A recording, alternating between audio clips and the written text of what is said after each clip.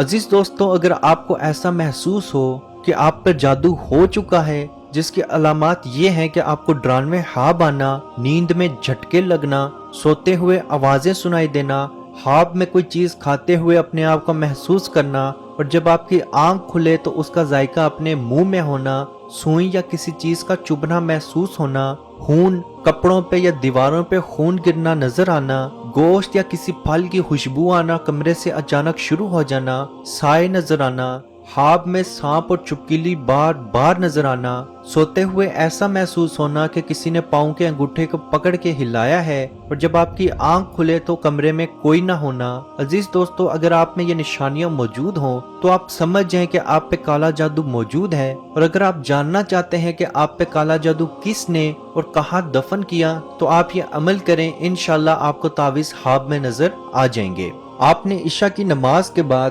ایک تسبیح یا علیم و علمنی یا حبیر و اخبرنی یا وہاب و حبلی من اسرار الدنیا والآخرہ، عزیز دوستو آپ نے اس کی ایک تسبیح رات سونے سے پہلے پڑھنی ہے، اور انشاءاللہ اسی رات آپ کو خواب میں تعویذ کی جگہ نظر آ جائے گی، اور جیسے ہی آپ وہ تعویذ یا جادو اس جگہ سے نکالیں گے آپ پر ہوا جادو اسی وقت سے ٹوٹنا شروع ہو جائے گا۔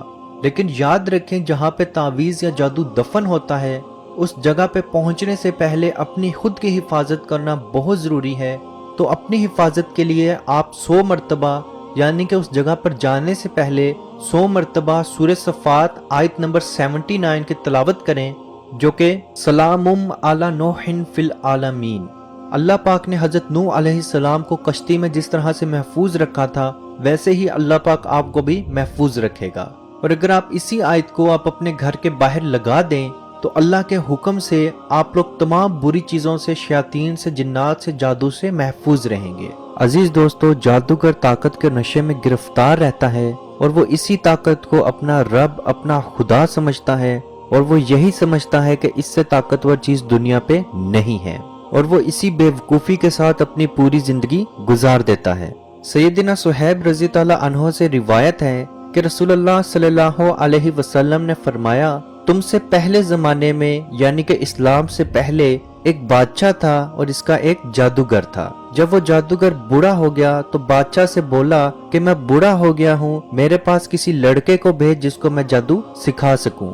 بادشاہ نے اس کے پاس ایک لڑکا بھیجا اور وہ اس کو جادو سکھانا شروع ہو گیا۔ اس لڑکے کے آمد و رفت کے راستے میں ایک راہب یعنی کہ ایک عیسائی پادری آتا تھا جو کہ بہت زیادہ اللہ والا تھا۔ وہ لڑکا اس کے پاس بیٹھا تو اس کا کلام سنا تو اس کی باتوں نے اس کو متاثر کیا اور وہ اس کے پاس روز بیٹھنا شروع ہو گیا۔ اب لڑکا جب بھی جادوگر کے پاس جاتا تو راہب کے پاس ضرور بیٹھتا، اور جب وہ جادوگر کے پاس جاتا تو جادوگر اس کو دیر سے آنے کی وجہ سے روز مارتا۔ آخر لڑکے نے جادوگر کے مارنے کے بارے میں راہب سے گلہ کیا تو راہب نے بتایا، جب تو جادوگر سے ڈرے یا جادوگر تجھے مارنے لگے تو اسے کہہ دیا کر میرے گھر والوں نے مجھ کو روک دیا، اور جب تو اپنے گھر والوں سے ڈرے یا تیرے گھر والے تجھے مارے تو یہ کہہ دیا کر کہ جادوگر نے تجھے روک لیا تھا۔ اسی حالت میں وہ لڑکا دن گزار رہا تھا کہ اچانک ایک بڑے درندے پر اس کا گزر ہوا جس نے لوگوں کی آمد و رفت کو روک رکھا تھا۔ لڑکے نے کہا، آج میں معلوم کرتا ہوں کہ جادوگر کا جادو افضل ہے یا راہب کا رب۔ اس نے ایک پتھر لیا اور کہا، الہی اگر راہب کا طریقہ تجھے جادوگر کے طریقے سے زیادہ پسند ہے تو اس جانور کو قتل کر تاکہ لوگ یہاں سے گزر سکیں۔ پھر اس نے اس کو پتھر مارا تو وہ جانور وہیں مر گیا اور لوگ وہاں سے گزرنا شروع ہو گئے۔ پھر وہ لڑکا راہب کے پاس آیا اور اس کو تمام ماجرا سنا دیا تو وہ راہب بولا کہ بیٹا، یقیناً تیرا رتبہ یہاں تک تجھ کو لے کے آیا، اب عنقریب تو آزمایا جائے گا، پھر اگر تو آزمایا جائے تو میرا نام نہ بتلانا۔ پھر اس لڑکے کا علم کا یہاں تک حال تھا کہ وہ اندھے اور کوڑی کو اچھا کرتا اور ہر قسم کی بیماری کا علاج کرنا شروع ہو گیا۔ یہ حال جب بادشاہ کے مصاحب کو پتا چلا جو کہ اندھا تھا، وہ اس لڑکے کے پاس بے شمار تحائف لے کے پہنچا اور اس لڑکے سے مخاطب ہو کر بولا، یہ سب مال تیرا ہے اگر تم مجھے اچھا کر دے۔ لڑکے نے کہا، میں اچھا نہیں کرتا، اچھا کرنا تو اللہ کا کام ہے، اگر تو اللہ پر ایمان لے آئے تو میں اللہ سے دعا کروں گا وہ تجھے اچھا کر دے۔ وہ وزیر اللہ پہ ایمان لے آیا تو اللہ نے اس کو اچھا کر دیا۔ وہ بادشاہ کے پاس گیا اور اس کے پاس ویسا ہی بیٹھا جیسے روز بیٹھتا تھا، बादशाह ने कहा तेरी आंखें किसने रोशन की? वजीर बोला मेरे मालिक ने। बादशाह ने कहा मेरे सिवा तेरा मालिक कौन है? वजीर ने कहा वही जो तेरा मालिक है वही मेरा मालिक है, यानी कि वो अल्लाह है। बादशाह ने इसको पकड़ा और अजाब देना शुरू कर दिया, यहाँ तक कि उसने उस लड़के का नाम ले लिया। बादशाह ने उस लड़के को बुलाया और बोला तू जादू में इस दर्जे तक पहुँच गया कि अंधे और कोढ़ी को भी अच्छा कर देता है और बहुत बड़े बड़े काम करता है। वो बोला मैं तो किसी को अच्छा नहीं करता, बल्कि अल्लाह ही सबको अच्छा करता है। बादशाह ने उसको पकड़ा और मारना शुरू कर दिया, यहाँ तक कि उसने राहब का नाम बतला दिया। राहब पकड़ लिया गया। बादशाह ने उसको कहा कि अपने दीन से फिर जा। उसके ना मानने पर बादशाह ने एक आरा मंगवाया और राहब की टांग पर रख के उसको 2 टुकड़ों में चीर दिया। फिर बादशाह ने वजीर को बुलाया, उससे कहा गया तू अपने दीन से फिर जा। उसने भी इनकार कर दिया तो उसके भी 2 टुकड़े कर दिए गए। फिर बादशाह ने उस लड़के को बुलाया। बादशाह ने चंद साथियों को बुलाया और कहा इसको फलां पहाड़ पे ले जाओ। जब वो चोटी पे पहुंचे तो उस लड़के से पूछो, अगर वो अपने दीन से फिर जाए तो खैर, नहीं तो उसको धकेल दो। वो उस लड़के को उस पहाड़ पे ले गए। लड़के ने दुआ की, इलाही जिस तरह तू चाहे मुझे इनसे बचा ले। पहाड़ हिला और वो तमाम लोग उस पहाड़ से नीचे गिर गए, जबकि वो लड़का बिल्कुल सही सलामत मौजूद था। वो लड़का बादशाह के पास चला आया। बादशाह ने पूछा मेरे साथी कहाँ हैं? तो उसने कहा अल्लाह ने मुझे उनके शर से बचा लिया। फिर बादशाह ने मजीद चंद सिपाहियों को बुलाया और कहा इसको एक कश्ती में दरिया के अंदर ले जाओ, अगर अपने दीन से फिर जाए तो खैर, वरना इसको दरिया में धकेल दो।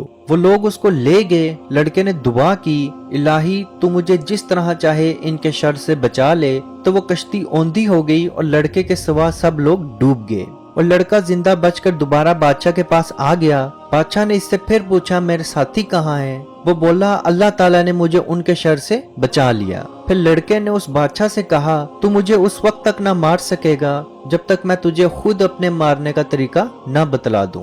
बादशाह ने उससे कहा वो क्या है? उसने कहा तमाम लोगों को एक मैदान में जमा कर और मुझे एक लकड़ी के साथ एक सूली पे लटका दे। फिर मेरे बिल्कुल सामने एक तीर और कमान लेके खड़ा हो जा और उस तीर को कमान में रख कर कहना अल्लाह के नाम के साथ मैं इसको मारता हूँ जो इस लड़के का मालिक है। फिर तीर मार, अगर तू ऐसे करेगा तो मुझे कत्ल कर पाएगा। बादशाह ने तमाम लोगों को मैदान में जमा किया और उस लड़के को एक दरख्त के तने पर लटका दिया गया। फिर उसके बाद उसी के सामने तीर और कमान को रखा गया और उसी तरह बादशाह ने अल्लाह का नाम लेके तीर चला दिया। वो तीर लड़के की कनपट्टी पे लगा और उसने अपना हाथ तीर के मुकाम पर रखा और वहीं मर गया। लोगों ने जब ये हाल देखा तो कहना शुरू कर दिया हम इस लड़के के मालिक पर ईमान ले आए, हम इस लड़के के मालिक पे ईमान ले आए। बादशाह के मशीरों ने बादशाह को मशवरा दिया कि जिस चीज से तू डर रहा था वही हो गया, यानी कि तमाम लोग अल्लाह पर ईमान लाना शुरू हो गए। बादशाह ने तमाम लोगों के लिए हंदकें खुलवाने का हुक्म दिया। फिर हंदकें खोदी गईं और उनमें आग लगा दी गई। बादशाह ने सिपाहियों को बोल दिया जो लोग इस मजहब से फिर जाए उनको बचा लेना, बाकी तमाम लोगों को इसके अंदर फेंक देना। लोग आते रहे और हंदकों में गिरते रहे, यहाँ तक कि एक औरत आई जिसके साथ उसका बच्चा भी था। उस औरत ने आग में गिरने से तुरद्दत किया तो बच्चे ने कहा ए माँ सब्र कर, तू सच्चे दीन पर है। अजीज दोस्तों, ये सही मुस्लिम की रिवायत है और ये रिवायत इस चीज को साफ साफ जाहिर करती है कि जादूगर जिस चीज को नशा समझते हैं वो असल में धोखे के अलावा कुछ नहीं। ताकत सिर्फ और सिर्फ अल्लाह की जात की है और याद रखें ये दुनिया आर्जी है, एक ना एक दिन हम सब ने इस दुनिया से चले जाना है और साथ हमने कुछ नहीं लेके जाना। तो बहुत सारे लोग दूसरे लोगों से हसद और हसरत करना शुरू करते हैं और उन पे जादू के जरिए वार करना शुरू कर देते हैं, जबकि नबी करीम सल्लल्लाहु अलैहि वसल्लम का फरमान है 2 चीजों से अपने आप को महफूज रखो, एक अल्लाह के साथ शरीक ठहराना और दूसरा जादू। लेकिन इस रिवायत के बावजूद भी काफी लोग इस तरह के दुनिया में मौजूद हैं जो जादूगर को अपना रब या जादू को ही ताकत समझते हैं और उन लोगों के पास ही अपने मसलों का हल निकलवाने के लिए चले जाते हैं। अल्लाह पाक से दुआ है कि हम सबको अपने हिफ्ज़ो ईमान में रखे और कश्मीर के भाइयों पे खसूसी रहम फरमाए और उनको आज़ादी की नेमत अता फरमाए। आमीन। अल्लाह हाफिज।